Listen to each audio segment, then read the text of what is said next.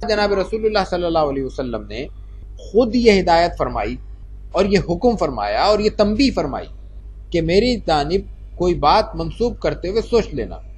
اگر کسی نے جان بوجھ کر، غلطی ہر جگہ معاف ہے، اللہ کے یہاں بھی معاف ہے، دنیا میں بھی معاف ہوتی ہے، لیکن جان بوجھ کر من کذب علی متعمدا، جان بوجھ کر اگر کسی نے مجھ پر جھوٹ بولا، فلیتبوأ مقعدہ من النار، وہ اپنا ٹھکانہ جہنم میں بنا لے. یہ آپ نے اتنی شدید تنبیہ کیوں فرمائی؟ اس لیے کہ آج کے زمانے میں اس حدیث کی تنبیہ کی شدت کو محسوس کرنا اور اس کی وجہ کو سمجھنا بہت آسان ہے.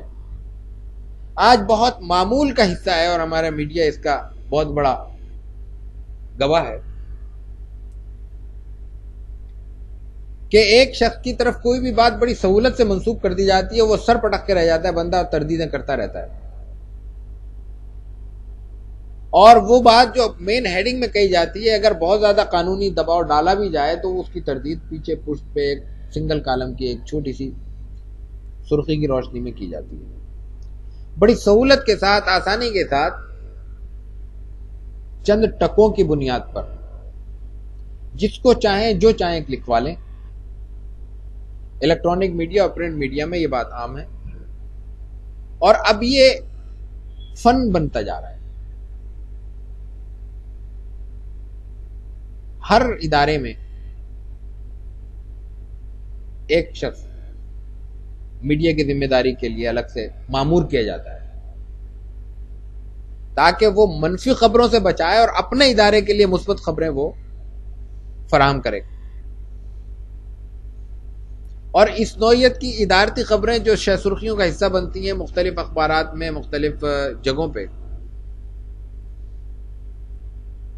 ان میں زیادہ تر خبریں ایک میز پر بیٹھ کر تیار کی جاتی ہیں. ان کا حقیقت سے یا تو بالکل واسطہ نہیں ہوتا یا بہت چھوٹی سی حقیقت ہوتی ہے جو اس کو خبر کی شکل دے دی جاتی ہے. اس ماحول میں ہمارے لیے جاننا بڑا آسان ہے کہ رسول اللہ صلی اللہ علیہ وسلم نے 1400 برس پہلے اس سے کیوں منع کیا تھا. یہ تو ہم عقیدت سے اور احترام سے بھی بہت کچھ آپ کی طرف منسوب کر دیتے اور آج منسوب کر رہے ہیں.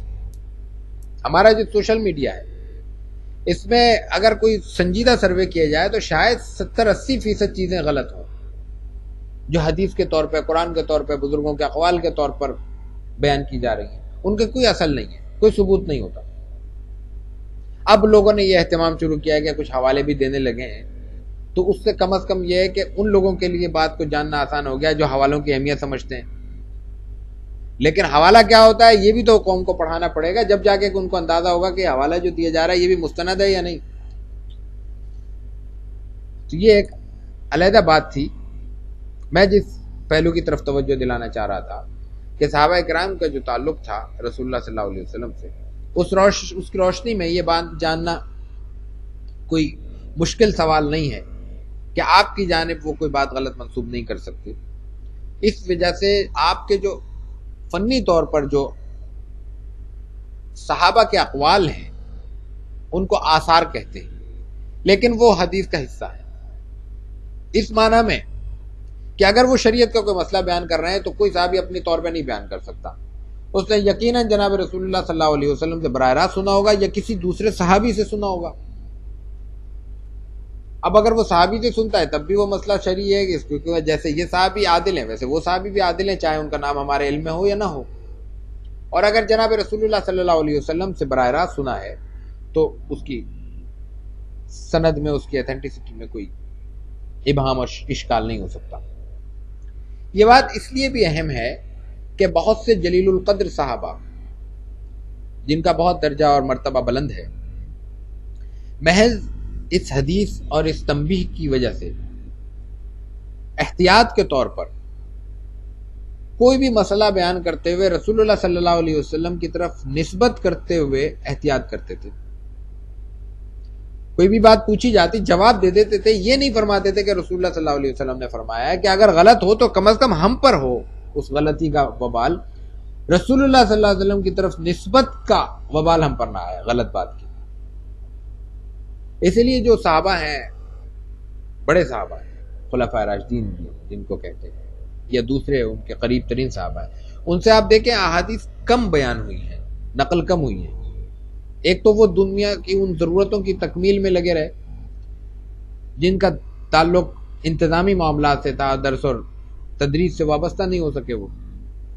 دوسرے حضرت ابوبکر صدیق کو وقت بہت کم ملتا ہے اور انتہائی تشویشناک حالات ملتے ہیں۔ ان دو وجوہات کی بنا پر ان کی احادیث کم ہیں، دوسرے صحابہ کی بھی پھر احادیث اس نسبت سے کم ہے، اس لیے کہ انہوں نے حدیث بیان نہیں کی درس کے طور پر، اور جب کسی نے کچھ پوچھا تو وہ بیان کر دیا، کوشش کی کہ مسئلے کے طور پر بیان کریں، حدیث کے طور پر نہ کریں، اس لیے وہ پوری طرح رپورٹ نہیں ہو سکی۔ یہ حدیث کا مجموعی تعارف ہے کہ اقوال، افعال اور آپ صلی اللہ علیہ وسلم کا وہ سکوت جو آپ نے کسی عمل کے سامنے کیا، اور آپ کے صحابہ کے وہ آثار جو شریعت کے احکامات بیان کرتے ہیں، یہ تمام کے تمام احادیث کا حصہ ہیں۔ حدیث کے ساتھ ایک اصطلاح اور استعمال ہوتی ہے، حدیث اور سنت۔ حدیث اور سنت، اس میں بعض اوقات فرق ہوتا ہے، بعض اوقات فرق نہیں ہوتا، فنی طور پر فرق ہے۔ حدیث رسول اللہ صلی اللہ علیہ وسلم کا کوئی بھی فعل ہے، کوئی بھی عمل ہے، آپ کے سامنے کوئی بھی بات کی گئی اور آپ نے اس پہ سکوت فرمایا، وہ حدیث ہے۔ لیکن بہت سے کام رسول اللہ صلی اللہ علیہ وسلم نے بامر مجبوری کیے، بامر ضرورت کیے، کوئی ضرورت وقتی پیش آ گئی۔ بہت سے کام آپ نے زندگی میں ایک بار کیے، اور بہت سے کام آپ نے ایسے کیے ہیں جو آپ کا معمول تھا، آپ کی زندگی کا حصہ تھا۔ آپ کی طبیعت علیل ہوئی، آپ سفر میں ہیں، آپ کوئی اور ضرورت کے تحت ہیں، آپ نے فرض پڑھے، سنتیں نہیں پڑھنے کا موقع ملا، آپ واپس تشریف لے گئے، فرض ادا ہو گیا، لیکن یہ آپ کا معمول نہیں ہے۔ حدیث تو ہے، آپ نے کیا، یہ حدیث ہے، سنت نہیں ہے۔ ہمارے ہاں حدیث اور سنت کے مباحث بیان کرتے ہوئے لوگوں میں ایک اشکال پیدا ہو جاتا ہے اور اس کی وضاحت نہیں ہو پاتی۔ اس کا سبب یہی ہے کہ ہم حدیث اور سنت کا فرق نہیں کر پاتے، اور خصوصاً جب ہم فقہی مکاتب فکر کی بات کرتے ہیں تو ان میں پھر ناسمجھی کی وجہ سے ایک بد احتیاطی یہ ہوتی ہے کہ ایک دوسرے پہ اعتراض کیا جاتا ہے، اور وہ اعتراض ایسا ہوتا ہے جس پہ دوسرے کو یہ طعنہ دینے مقصود ہوتا ہے کہ اس کو علم نہیں ہے اور ہم زیادہ جانتے ہیں، کہ فلاں امام کے ہاں یہ مسئلہ ہے تو اس کو تو یہ تو حدیث کے خلاف ہے۔ مسئلے حدیث کے خلاف ہو سکتے ہیں، سنت کے خلاف نہیں ہو سکتے، اس لیے کہ حدیث، میں نے عرض کیا کہ بعض اوقات آپ صلی اللہ علیہ وسلم کے سامنے کوئی ایسی ضرورت پیش آئی جس کی وجہ سے اس میں فرق ہے، ایک کام آپ نے دو وقتوں میں کیا، الگ الگ کیا ہے، یہ ہے ضرورت ہے۔ یہ آج بھی ہم دیکھتے ہیں، ہم ایک کام ایک طرح تو نہیں کرتے، ایک روز کا ہمارا روٹین ہوتا ہے، گھر سے نکل کے آفس جانا ہے، ہم اس میں راستہ بدل لیتے ہیں ضرورتوں کے تحت، کوئی اور کام کرتے ہوئے جا رہے ہیں۔ تو یہ عملی زندگی کا حصہ ہوتا ہے کہ ہم ایک روٹین پہ نہیں رہتے، ہماری زندگی میں تبدیلی آتی رہتی ہے۔ ضرورتوں کے تحت رسول اللہ صلی اللہ علیہ وسلم کے سامنے بھی یہ تبدیلی آئی اور آپ نے کیا، اس تبدیلی کو تاریخ نے جو نوٹ کیا ہے وہ حدیث کے طور پہ نوٹ کیا ہے، لیکن بعد والوں کی ذمہ داری تھی اور انہوں نے وہ ذمہ داری پوری کی کہ اس میں حدیث اور سنت کو الگ کر کے سنت عوام کے سامنے پیش کی کہ اس پر عمل کیا جائے، اور ضرورت کے تحت اگر حدیث پہ عمل کرتا ہے تو اس میں بھی کوئی قباحت نہیں ہے، کیونکہ عمل تو ہے، وہ رسول اللہ صلی اللہ علیہ وسلم نے کام تو کیا ہے۔ رسول اللہ صلی اللہ علیہ وسلم کے اس عمل، حدیث اور سنت کے ایک فرق کو ایک اور حدیث سے وضاحت کر دوں تاکہ بات بالکل واضح ہو جائے۔ آپ صلی اللہ علیہ وسلم کا معمول ہے، آپ نے ہدایت بھی فرمائی اور ہر مسلمان کی زندگی کا حصہ ہے، وہ کوئی اجنبی بات نہیں ہے کہ جب اس کو حاجت ہوتی ہے تو وہ بیٹھ کر اپنی حاجت پوری کرتا ہے۔ رسول اللہ صلی اللہ علیہ وسلم کو ایک دفعہ پیشاب کی ضرورت پیش آئی، آپ نے کھڑے ہو کے بھی کیا ہے، حدیث میں موجود ہے۔ اب یہ حدیث ہے، سنت نہیں ہے۔ ضرورت کے تحت اگر کوئی شخص یہ عمل کرتا ہے آج بھی تو وہ ناجائز بھی نہیں ہوگا، کیونکہ رسول اللہ صلی اللہ علیہ وسلم نے ضرورت کے تحت کیا ہے، اور اگر وہ معمول بنا لیتا ہے تو اس کو کہا جائے گا کہ یہ سنت کے خلاف کر رہا ہے۔ یہ اتنی عمدہ مثال ہے کہ ہم شریعت کے بہت سے احکامات میں اگر ذہن میں کوئی ابہام آئے تو اس سے دور کر سکتے ہیں۔ حدیث قرآن حکیم کے بعد شرعی طور پر حجت ہے۔ حجت کا مفہوم یہ ہے کہ وہ شریعت اسلامی کی بنیادی دلیل اور بنیادی ماخذ اور سورس ہے۔ جو بھی آج کے حالات ہیں اس کے مطابق مسائل ہیں، ان مسائل کا جو بھی ہمیں حل تلاش کرنا ہے اس کے بنیادی سورسز دو ہی ہیں، یا وہ مسئلہ ہم قرآن حکیم کی روشنی میں ڈھونڈیں گے، اور یا قرآن حکیم میں ہمیں میسر نہیں آئے گا اس کا، ہماری فہم اور شعور اور عقل اس کا ادراک کرنے سے اگر قاصر رہے گی تو پھر ہم اس مسئلے کا حل ڈھونڈیں گے سنت رسول صلی اللہ علیہ وسلم۔ سنت رسول حجت کیسے ہے؟ حجت کیوں ہے؟ عام مختصر ترین بات تو صرف اتنی ہے کہ قرآن حکیم متن ہے اور رسول اللہ صلی اللہ علیہ وسلم کی حدیث اس کی شرح ہے، لیکن قرآن حکیم نے خود ایک آدھ مقام پہ فرمایا جس سے مغالطہ ہوتا ہے لوگوں کو۔ قرآن حکیم کہتا ہے کہ تبیانا لکل شیء، قرآن بہت واضح چیز ہے، ہر معاملے کو واضح کرتی ہے۔ تو بعض لوگوں کے ذہنوں میں یہ خیال ہوتا ہے اور وہ پھر ایک یہ آواز بلند کرتے ہیں کہ حسبنا کتاب اللہ، کہ قرآن حکیم ہمیں کافی ہے، اس کے بعد ہمیں کسی اور حوالے کی، کسی اور کتاب کی، کسی اور ماخذ کی، کسی اور مصدر کی ضرورت نہیں ہے۔ خود قرآن حکیم کے مطالعے سے یہ بات درست ثابت نہیں ہوتی۔ قرآن حکیم نے ایک سے زائد مقامات پر یہ وضاحت کی ہے کہ قرآن حکیم اور رسول اللہ صلی اللہ علیہ وسلم دونوں لازم و ملزوم ہیں، دونوں کو علیحدہ علیحدہ کر کے نہیں دیکھا جا سکتا۔ اس کی وضاحت ہم دو تین طریقوں سے کرتے ہیں۔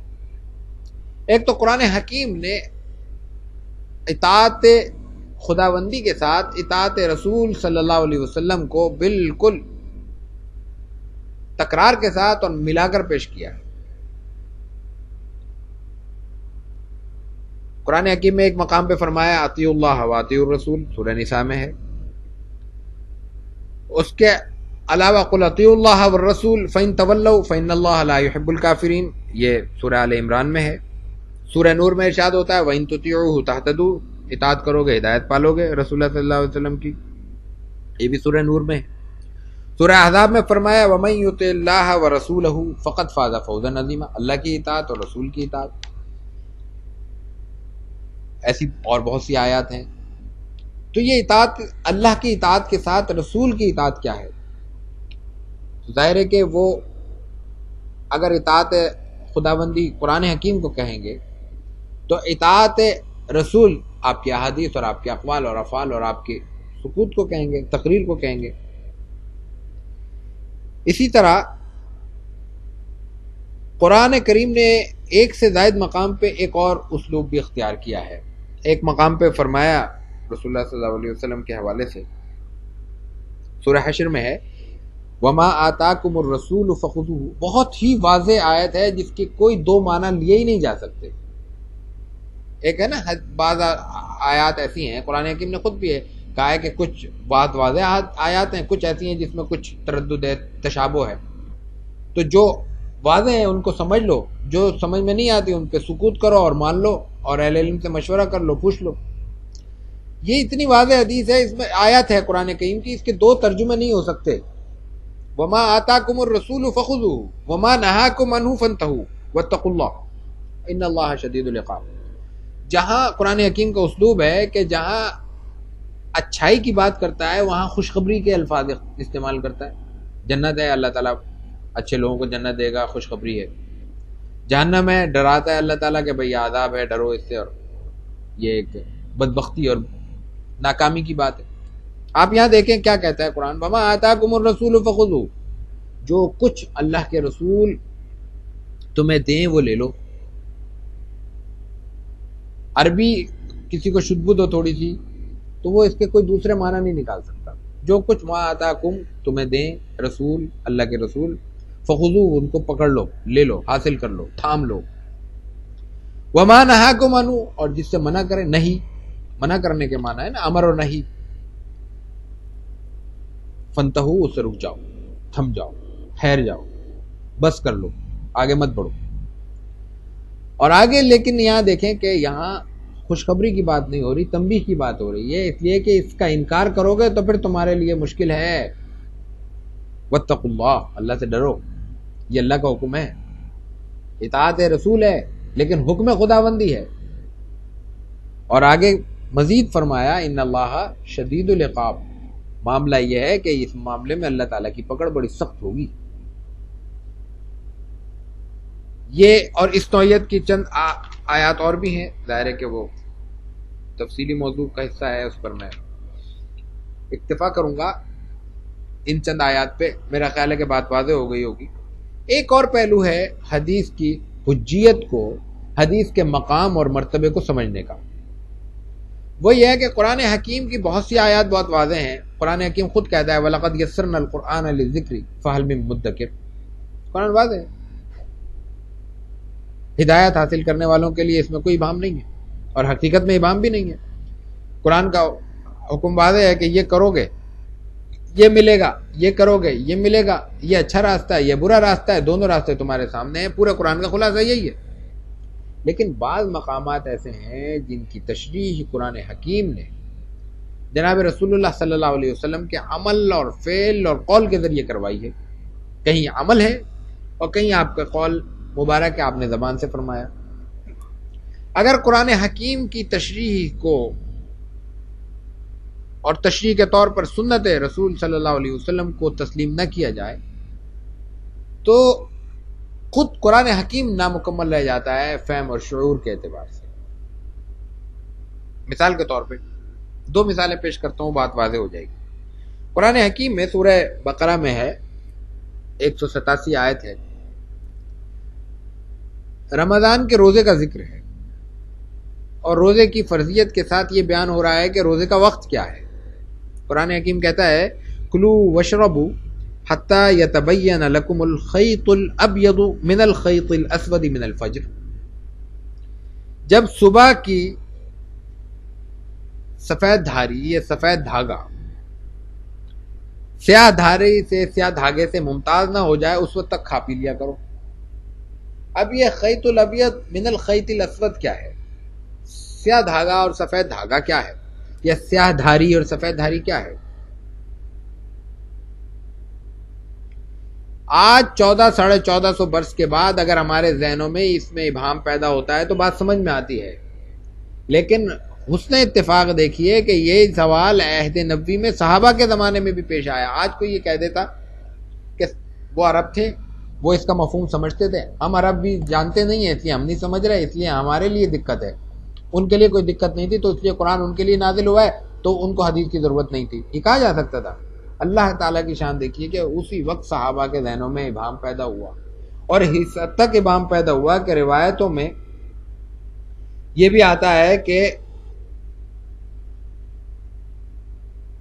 صحابہ کرام میں سے بعض حضرات اس کو دھاگا ہی سمجھے اور انہوں نے سفید اور سیاہ دھاگے کو رکھ کر یہ کوشش کی کہ اندھیرے میں جب دونوں اتنی روشنی ہو جائے کہ دونوں نمایاں ہونے لگے تو کھانا روک دیا جائے. یہ مفہوم رسول اللہ صلی اللہ علیہ وسلم سے جب پوچھا تو آپ نے فرمایا کہ اس سے مراد صبح کی سفیدی اور رات کی تاریکی. قرآن نے ایک استعاراتی زبان میں بیان کیا ہے کہ بھئی جب رات ختم ہو جائے، دن کا اجالا شروع ہونے لگے، یعنی صبح صادق ہو جائے، اس وقت کھانا بند کر دو. آج معمول یہی ہے، فجر کی اذان سے 2-3 منٹ پہلے، فجر کی اذان سے نہیں، فجر کے وقت داخل ہونے سے، اذان تو ہمارے یہاں تاخیر سے ہوتی ہے، سعودی عرب وغیرہ میں وقت پہ ہوتی ہے، تو فجر سعودیہ میں جب جس وقت ہوتی ہے اس سے 1 منٹ پہلے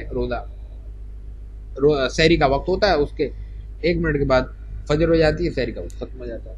یہ مفہوم ہے. یہ مفہوم جاننے کے لیے حدیث کو جاننا ضروری ہوا، اور یہ مفہوم قرآن کا مفہوم ہے، تو قرآن جاننے کے لیے حدیث کو جاننا کیسے غیر ضروری ہو سکتا ہے.